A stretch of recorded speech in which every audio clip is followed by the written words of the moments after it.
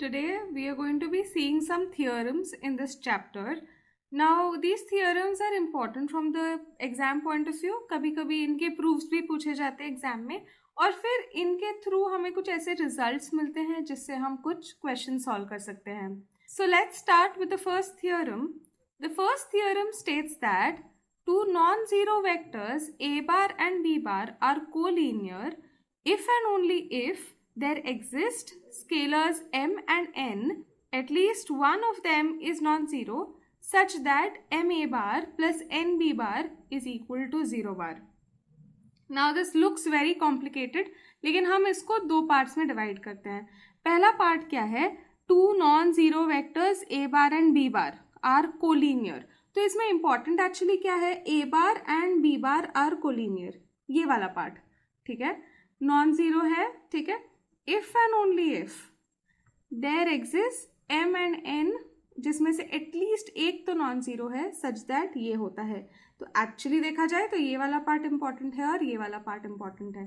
मतलब हमें क्या प्रूव करना है कि ये दोनों कोलिनियर तभी हो सकते हैं इफ एंड ओनली इफ है. ठीक है, तो दोनों तरफ से हमें प्रूव करना है जब ये होता है. So there are two parts to this theorem. First part is कि ए एंड बी बार को हमें कोलिनियर लेना है और फिर हमें प्रूव करना है कि ये होगा. और दूसरा पार्ट क्या है कि हमें ये पार्ट लेना है and we want to prove that A bar and B bar are collinear. Okay, so let's begin with the first part. So part one is that A bar and B bar are collinear. Now if you remember, हमने पिछले video में देखा था कि अगर ए बार और B bar collinear है तो वो एक दूसरे के स्केलर मल्टीपल होते हैं. यानी कि A bar will be equal to some T times B bar. Okay, where T is a non zero scalar.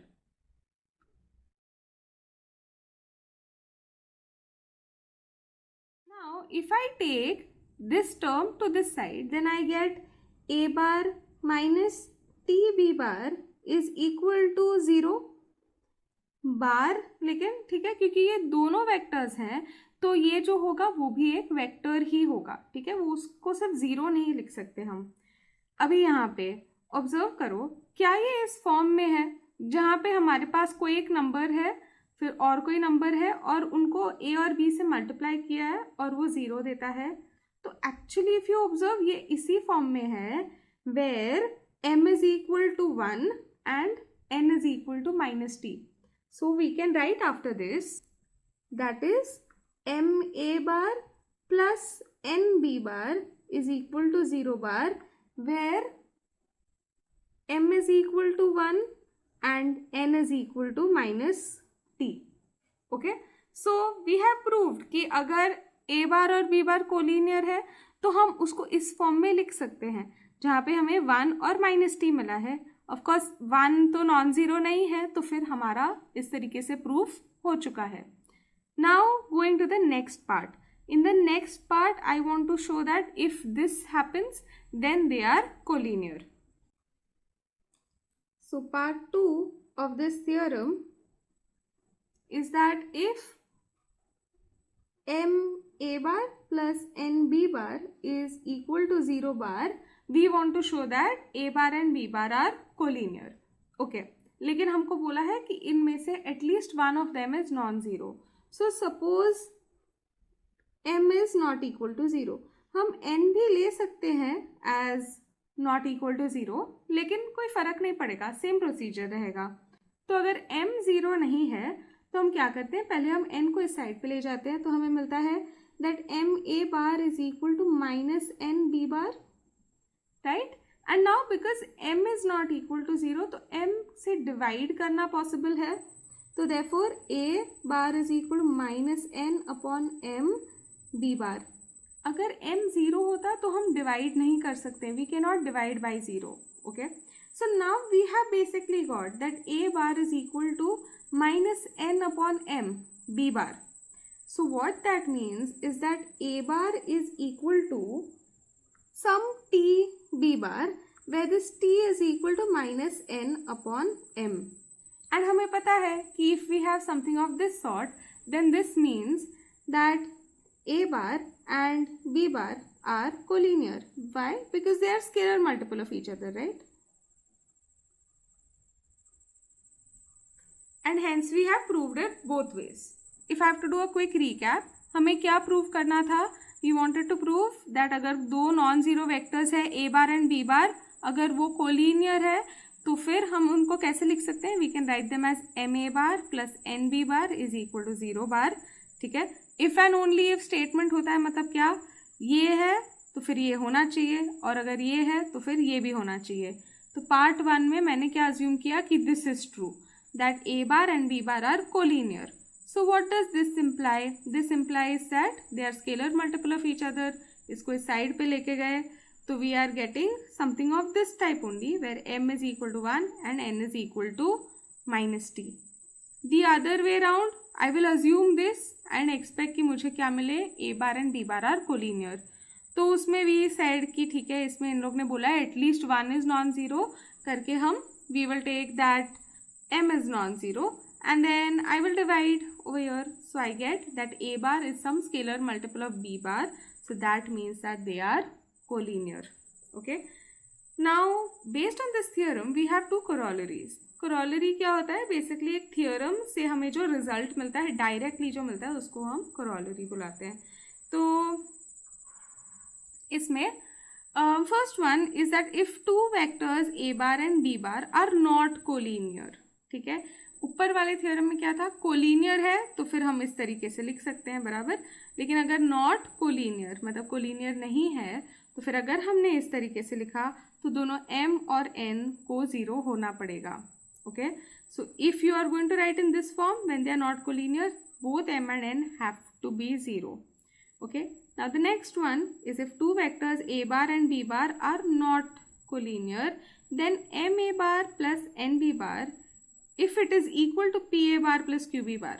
ठीक है. अगर हमें ऐसे दो कांस्टेंट से हमने मल्टीप्लाई किया है और ऐड किया है तो फिर क्या होता है? एक्चुअली हम इसको इस साइड पे लेके जाते हैं. ठीक है, लेफ्ट हैंड साइड पे, तो हमें क्या मिलता?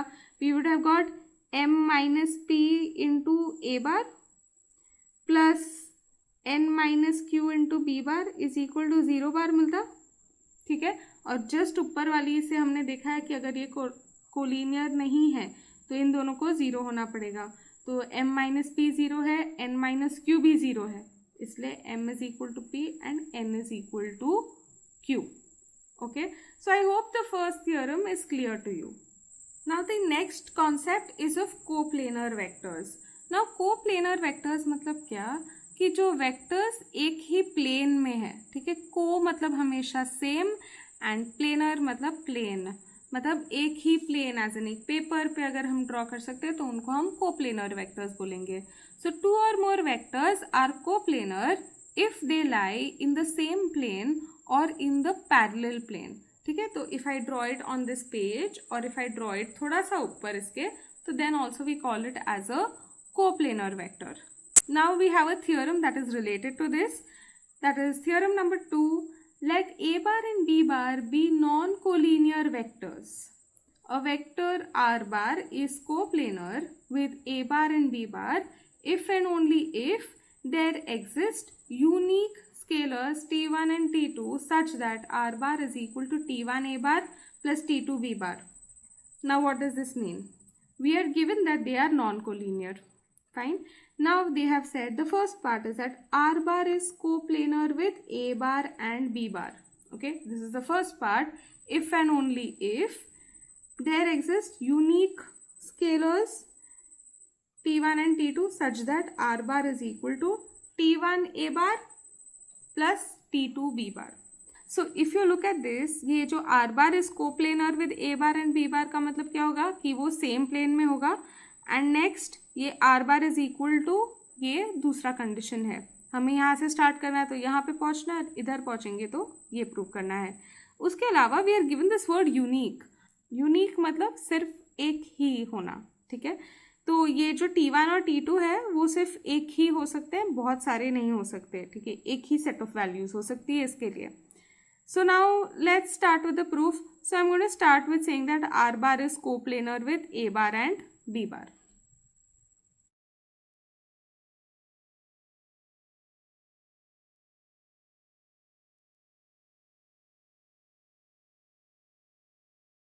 Now, since R bar is coplanar with A bar and B bar, I can draw all of this in one plane. So I can draw it on this paper. So what I do is I will pick up A bar and place it like this. Okay. फिर जहाँ पे भी B bar है उसको I will place so that वो A bar से co-initial हो जाए. ठीक है. तो let's take this as B bar. ऐसे भी हो सकता है, कोई ये नहीं है, बस as an example I am taking this. And let me take a point which is going to denote R bar. So let me take this point P. So that यहाँ से if I take this vector, this is nothing but R bar. Okay. So इधर भी I will name this point as A and this point as B and this is O. This is the origin. Therefore OA is A bar, OP is R bar and OB is B bar. Okay.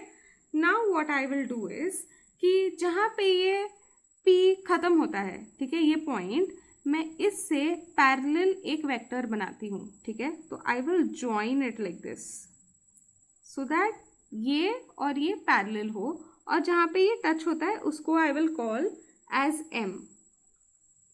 ठीक है. फिर similarly I will join this to this line but इससे parallel होना चाहिए. ठीक है.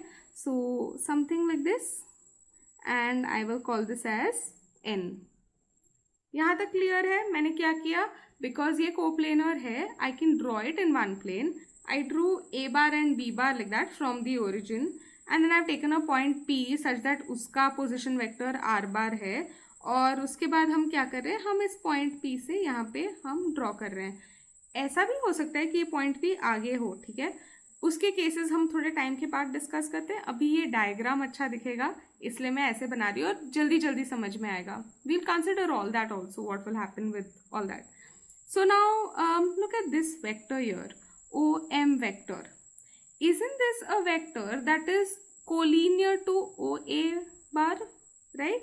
So OA bar तो A bar है और ये OM वेक्टर भी उससे पैरेलल है. तो ये जो OM वेक्टर है वो A बार का एक स्केलर मल्टीपल होगा क्योंकि वो उससे कोलिनियर है ना. तो मैं इसको बुलाती हूँ as T1 A bar OM vector को और ये जो ON वेक्टर है वो भी OB वेक्टर से पैरेलल है या कोलिनियर है. तो मैं ON वेक्टर को बुलाती हूँ as T2 times B bar, है ना. अगर कोई वेक्टर किसी वेक्टर से कोलिनियर होता है तो उसका वो स्केलर मल्टीपल होता है. यहाँ पे हम स्केलर T1 और T2 ले रहे हैं. ठीक है. अब मैंने जो भी बनाया है अब तक उसको मैं लिख लेती हूँ ताकि वो, क्योंकि वो एग्जाम में लिखना ज़रूरी है. ठीक है. तो हम सब कुछ लिख देते हैं अभी.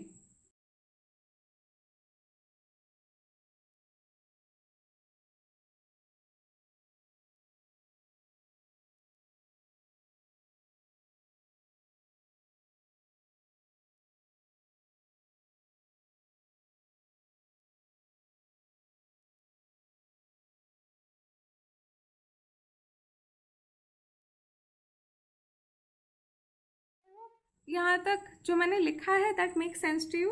आई हैव रिटन दैट ये A बार है, ये B बार है, this is R bar, this is what I have written up till here. Then I have written that make these parallel lines from P and then therefore because this will be collinear to this will be T1 A bar and this one will be T2 B bar. Now can you see this parallelogram here, OMPN? In this parallelogram we can use the parallelogram law and say that ON bar plus OM bar is equal to OP bar, right? So by parallelogram law,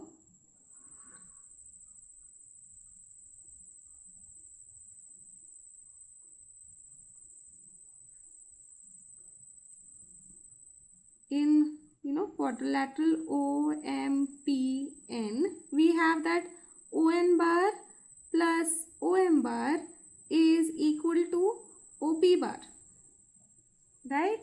And OM bar कितना है? It is just T1 A bar and ON bar कितना है? It is just T2 B bar. And what is OP bar? It is R bar. Isn't this what we had to prove, right? So we have been able to prove this if R bar is coplanar with A bar and B bar. So we have to prove the other way around. So suppose R bar is equal to T1 A bar plus T2 B bar. Fine. अभी हमारे पास कभी भी अगर दो vector होते हैं तो वो हमेशा कोप्लेनर होते हैं। So A bar and B bar are always coplanar, ये तो कोप्लेनर होता ही है। अगर मैं इनको किसी वेक्टर से मल्टीप्लाई भी कर दूं तो फिर ये तो बस लंबा होगा या छोटा होगा या ऑपोजिट डायरेक्शन में जाएगा, पर सेम ही प्लेन में रहेगा ना। तो T1 A bar and T2 B bar are also coplanar. ठीक है, और एक्चुअली क्वाइट फ्रैंकली स्पीकिंग तो ये चारों कोप्लेनर है, एक ही प्लेन में होंगे। अब इसके बाद हमने पढ़ा था, जब हमने एडिशन ऑफ वेक्टर्स पढ़ा था कि अगर हम दो वेक्टर्स को ऐड करते हैं तो वो भी अपने ओरिजिनल वेक्टर्स से कोप्लेनर होते हैं। तो therefore I can say that T1 A bar plus T2 B bar is coplanar to this and this, which is coplanar to this. So I'm just going to write coplanar to A bar and B bar, right? And what is this? This is nothing but R bar. So R bar is coplanar to A bar and B bar. So I can just say that R bar, A bar, B bar are coplanar. And that is what we had to prove. But there is one thing that we have not proved yet, and that is that T1 and T2 are unique. Okay, ऐसा एक ही हो सकता है, तो अब हम उसको prove करेंगे। So now to prove the uniqueness part, what we do is we say कि ये एक बहुत सिली थिंग है जो हम मैथ्स में हमेशा करते हैं। हम बोलते हैं कि अगर हमको कुछ प्रूव करना है तो हम लेते हैं कि वो सच नहीं है। ठीक है, तो वी विल से कि suppose it is not unique, और फिर वो गलत है ये हम साबित करेंगे। Fine. So let me say that it is not unique. So we have two sets of constants. So पहला रहने दो T1 और T2, तो R bar is equal to T1 A bar plus T2 B bar, ठीक है। And दूसरा रहने दो कि R bar is equal to S1 A bar plus S2 B bar। तो हमारे पास ऐसे दो अलग सेट्स ऑफ कॉन्स्टेंट्स हैं। नाउ बिकॉज ये दोनों तो R bar ही है, तो फिर these two should be equal. So T1 A bar plus T2 B bar is equal to S1 A bar plus S2 B bar. Okay. Now there is something that we haven't used so far. There was the first statement of the theorem that said that A bar and B bar are non-collinear. Okay. And now go back to the second corollary of the first theorem where we said कि अगर वो ऐसा type का कुछ आता है और अगर वो नॉन कोलिनियर है तो फिर ये जो इधर इसका कोएफिशिएंट है वो इससे इक्वल हो जाता है। So T1 is equal to S1 and T2 is equal to S2, and this is why since A bar and B bar are non collinear.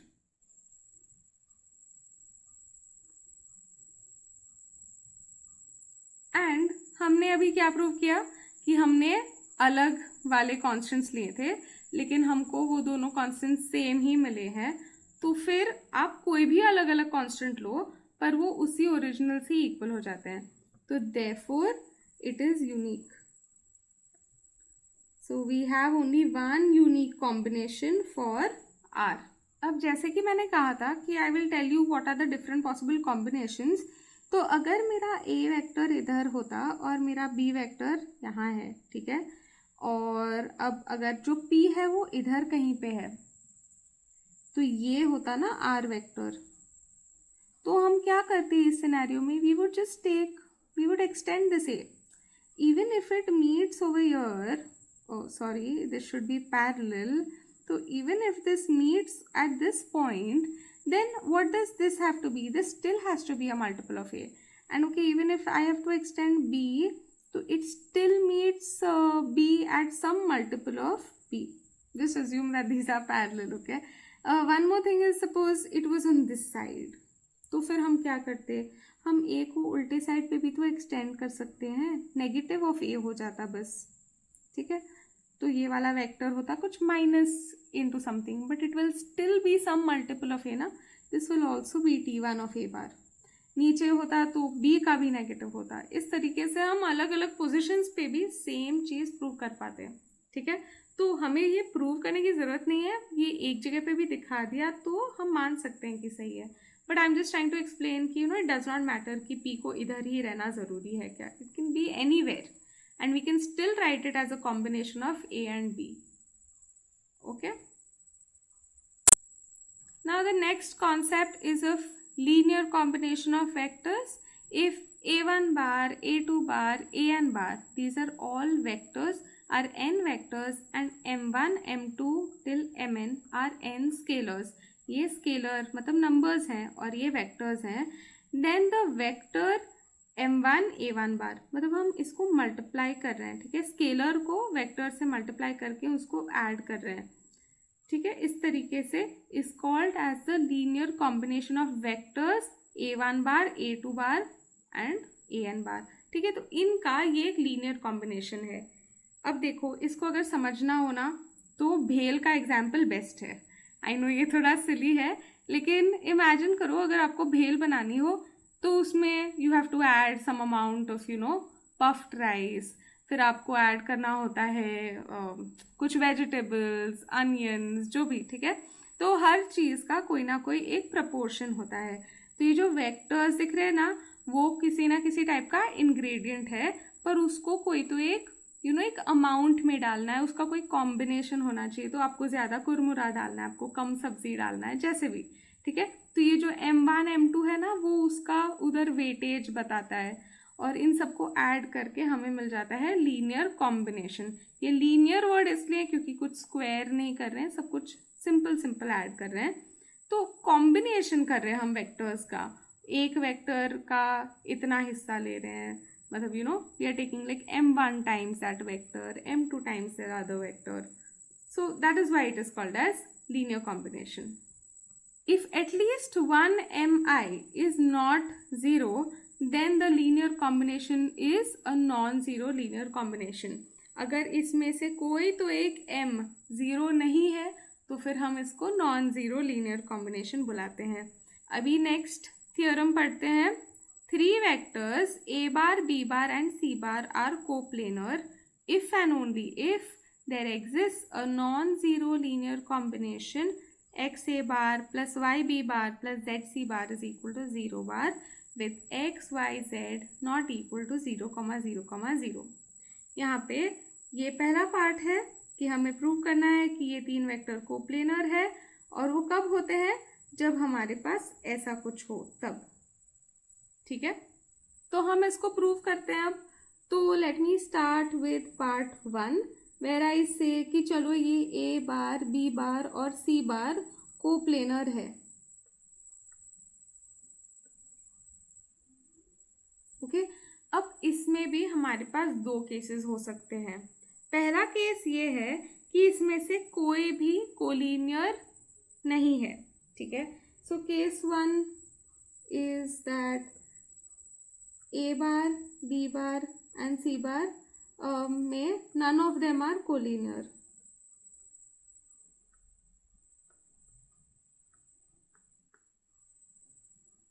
To each other.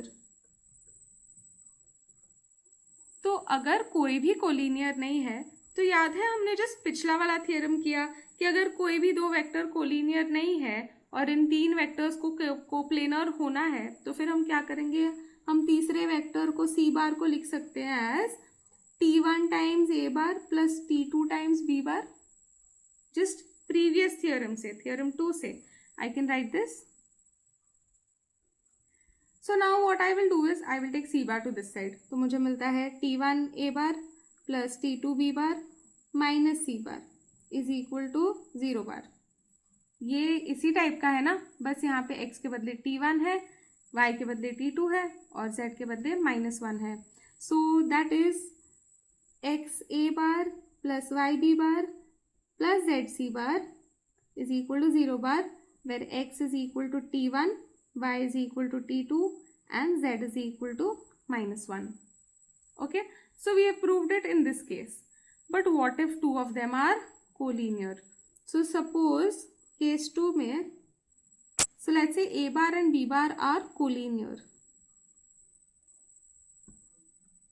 Now if A bar and B bar are collinear, then by theorem 1 we already know that we can write M A bar plus N B bar is equal to 0 bar. This is by theorem 1. और अगर ये दोनों है तो मैं हमेशा ऐसे लिख सकती हूँ ना, that is X A bar plus Y B bar plus Z C bar, और हम z को क्या ले लेंगे, हम 0 ले लेंगे, where x is equal to m, y is equal to n and z is equal to 0. और याद है m और n में से कोई एक तो नॉन ज़ीरो था, तो इन दोनों में से कोई एक तो नॉन ज़ीरो होगा, इसलिए ये कंडीशन भी सेटिस्फाई हो जाएगा कि तीनों एक साथ ज़ीरो नहीं है. ठीक है, और यहाँ पे तो ये -1 है, इसलिए ये कंडीशन सेटिस्फाई हो गया. Actually if you look at this question, this is just very similar to the first theorem that we prove. उसमें हमारे पास दो वेक्टर थे और हम कोलिनियर की बात कर रहे थे, तो बस यहाँ तक था. ठीक है, और हम बोल रहे थे at least one is non zero. यहाँ पे at least one of this three is non zero है, यहाँ पे कोप्लेनर है, तो सेम ही चीज है. Okay, now let's do the part 2 of this.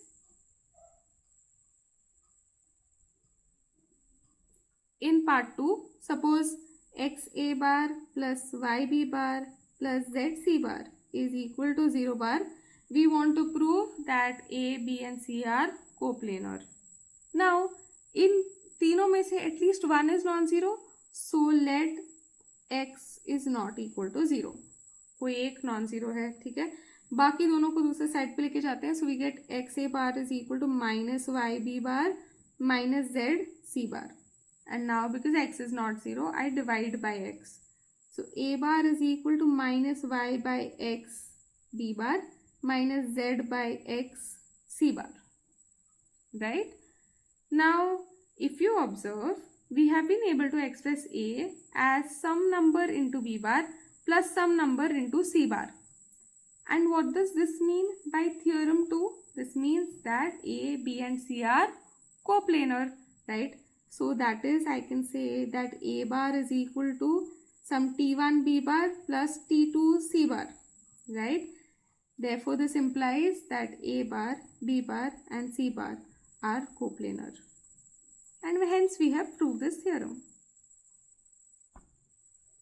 Now the first result after the previous theorem, if three vectors a bar, b bar and c bar are not coplanar, अगर ये coplanar नहीं है, and if I write this as a combination, then x, y and z all have to be 0. Okay, isn't this same like the first result after the first theorem? Same चीज ही है, ठीक है. इसको बस extend किया है तीन vectors के लिए. वहाँ कोलिनियर था, यहाँ कोप्लेनर है. Next, the vectors a bar, b bar and combination of a bar and b bar are coplanar for all values of x and y. ठीक है, तो ये हमेशा ही कोप्लेनर होते हैं, एक ही प्लेन में लाई करेंगे. अगर आप a और b को किसी नंबर से मल्टीप्लाई करो और फिर उसको ऐड करो तो वो सेम ही प्लेन में रहेंगे. Now let's begin with the next theorem, that is theorem 4. If a bar, b bar, c bar are three non-coplanar vectors, then any vector r bar in the space can be uniquely expressed as a linear combination of a bar, b bar and c bar. Okay? तो इसका क्या मतलब है, अगर ये तीन non coplanar vectors हैं, मतलब एक ही प्लेन में नहीं है, तो फिर हम कोई भी vector R bar in space, ठीक है, anything in space we can express as a linear combination. यानी कि हम ऐसे लिख सकते हैं that R bar is equal to X into A bar plus Y into B bar plus Z into C bar. हम इस तरीके से आर बार को लिख सकते हैं. तो अभी for this understanding this diagram is necessary. So what I am saying is that let this vector here be a bar, let this vector over here be b bar and this vector over here be c bar. Okay, I am taking this point over here which is r bar. Okay, and now what I will be doing is that ये b bar और c bar से एक plane बनेगी. ठीक है, तो ये वाली एक फ्लैट प्लेन बनेगी पीछे की तरफ, उससे एग्जैक्टली पैरेलल प्लेन में सामने बनाऊंगी ये पॉइंट P से, and let this meet the A axis at some point B. Similarly मेरे पास C और A के बीच में ये प्लेन बनेगी, उससे एग्जैक्टली पैरेलल प्लेन में इधर बनाऊंगी, और फिर AB से एक प्लेन बनेगी, उससे एग्जैक्टली पैरेलल प्लेन में यहाँ ऊपर बनाऊंगी, एंड इससे मुझे जो फिगर मिलता है उसको हम बुलाते हैं एज अ पैरेललोपिपेड. पैरेललोग्राम को अगर 3D में बनाया है, ठीक है, ये एक पैरेललोग्राम है, उसको अगर मैंने 3D में बनाया तो उसको हम बुलाते हैं as parallelepiped. So we get a parallelepiped after doing all this. तो अब जो भी मैंने जस्ट बोला उसको मैंने लिखा हुआ है, उसको पढ़ते हैं. सो इस डायग्राम को देखते हुए I will read this so that you understand. Let A be any point in space. यहाँ पे ए है. Take the vectors a bar, b bar and c bar and r bar. Okay, so a bar, b bar, c bar and r bar, so that A becomes their initial point. हम A को initial point मानते हैं सारे vectors का. AP vector is R bar, as A bar, B bar and C bar are non-coplanar vectors. हमने theorem में दिया हुआ था कि वो नॉन कोप्लेनर होने चाहिए. They determine 3 distinct planes intersecting at the point A. तो हमें 3 अलग अलग प्लेन मिलती हैं. पहले ये प्लेन है, ठीक है, फिर ये फ्लैट वाली प्लेन है, और फिर यहाँ पे एक प्लेन है. तो सारी प्लेन्स A पे इंटरसेक्ट करती हैं. Through the point P, draw the plane parallel to the plane formed by B bar and C bar. Like I said, B bar और C bar से यहाँ पे हमें एक प्लेन मिल रही है, उससे पैरेलल हम यहाँ पे एक प्लेन बनाते हैं. This plane intersects line containing A bar at the point B. Similarly, draw the other planes and complete the parallelepiped. ठीक है, ये मैंने डायरेक्टली टेक्स्ट बुक से लिखा है. तो it is important to understand कि ये कैसे आया, और फिर ये तुम खुद के वर्ड्स में भी लिख सकते हो. Now after this, if you realize in the diagram, I can say that ये जो ए बी है, ये यहाँ पे ए है और यहाँ पे बी है, this is parallel to a vector. So I can say that ये जो ए बी वेक्टर है, that should be a scalar multiple of A bar. So this should be some x times of A bar. Similarly, if you observe AQ vector, यहाँ पे, this is parallel to B bar.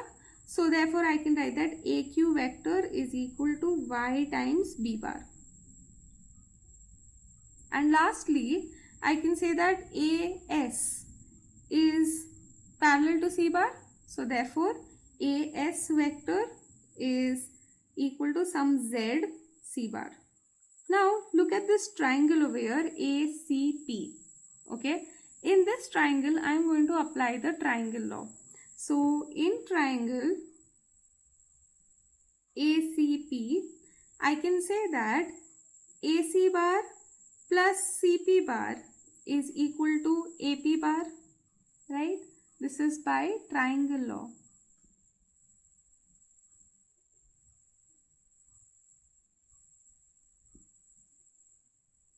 अब ये जो CP बार है वो यहाँ पे है, ठीक है. This is just the same as AS bar actually, है ना. यहाँ से इसको पैरेलल ही तो बनाया है, तो सेम डायरेक्शन में भी है, इसकी लेंथ भी सेम होगी. और AS बार की वैल्यू क्या है, ZC बार. तो ये CP bar is nothing but AS bar which is ZC bar. So therefore we get that AC bar plus ZC bar is equal to AP bar क्या है, this is nothing but R bar. Okay, now let's focus on AC bar. इसके लिए I am going to use the parallelogram law. तो I can say that in the parallelogram ABCQ, I can say that AB bar plus AQ bar is equal to AC bar. So by parallelogram law,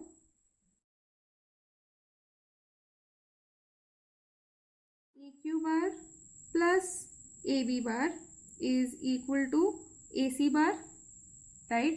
Now what is AQ bar? A Q bar is Y B bar plus A B bar is X A bar is equal to A C bar. अब ये value को इधर substitute करेंगे तो हमें मिलता है that R bar is equal to X A bar plus Y B bar plus Z C bar. और वही तो हमें प्रूव करना था कि आर बार को हम एक linear combination of A B और सी के जैसे लिख सकते हैं। ठीक है, so I hope this theorem is clear to you. अब हमें यूनिकनेस की बात करनी है।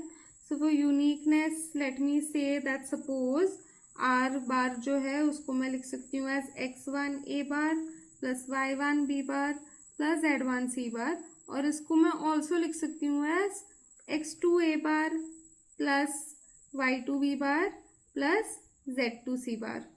ठीक है, अगर हम इस तरीके से लिख सकते हैं तो ये दोनों तो इक्वल हो जाएंगे, तो हमें मिलेगा कि x1 A bar plus y1 B bar plus z1 C bar is equal to x2 A bar plus y2 B bar plus z2 C bar. अब मैं क्या करती हूँ, सब कुछ को एक साइड पे लेके जाती हूँ, तो I get x1 minus x2 A bar plus y1 minus y2 B bar plus z1 minus z2 C bar. This is equal to 0 bar. अब हमें थियोरम के स्टार्टिंग में दिया हुआ था that a b and c are non coplanar. तो ये तीन वेक्टर जो है वो नॉन कोप्लेनर है। By corollary one of the previous theorem, if we have three non coplanar vectors तो उनके कोएफिशिएंट्स आर ऑल 0। अगर हम इस तरीके से लिख सकते हैं, so therefore x1 minus x2 is equal to 0। इसका क्या मतलब होगा कि x1 is equal to x2, y1 is equal to y2 and z1 is equal to z2। And इससे क्या हमें मिलता है कि एक्चुअली सेम ही है, तो हमारे पास एक यूनिक वैल्यू ही हो सकता है for r। Now moving on to the next definition, that is of linearly dependent vectors. A set of non-zero vectors a bar, b bar and c bar is said to be linearly dependent if there exist scalars x, y, z, not all zero, मतलब सारे zero नहीं हो सकते हैं इसमें से, such that x a bar plus y b bar plus z c bar is equal to 0 bar, और ऐसे वेक्टर्स कोप्लेनर होते हैं। तो अगर हम ऐसे लिख सकते हैं और इनमें से सारे जीरो नहीं है तो हम इसको डिपेंडेंट वेक्टर बुलाते हैं। ठीक है, क्यों ऐसे डिपेंडेंट बुलाते हैं, क्योंकि अगर लेट्स से x 0 नहीं है, बाकी दोनों को इस साइड पे भेज के उसको डिवाइड कर सकते हैं। तो हम a बार को लिख सकते हैं as a combination of b bar and c bar. तो ये a बार की जो वैल्यू है वो डिपेंडेंट है on b bar and c bar. You can get a bar by using b bar and c bar, so therefore it is dependent. On the contrary we have a definition linearly independent vectors. तो यहाँ पे क्या है कि a set of non-zero vectors a bar, b bar and c bar is said to be linearly independent if x a bar plus y b bar plus z c bar is equal to 0 and if all of these are 0। ठीक है, x, y and z सब 0 है तो हम बोल सकते हैं कि ऐसे वेक्टर्स आर linearly independent और ऐसे वेक्टर्स आर नॉन कोप्लेनर।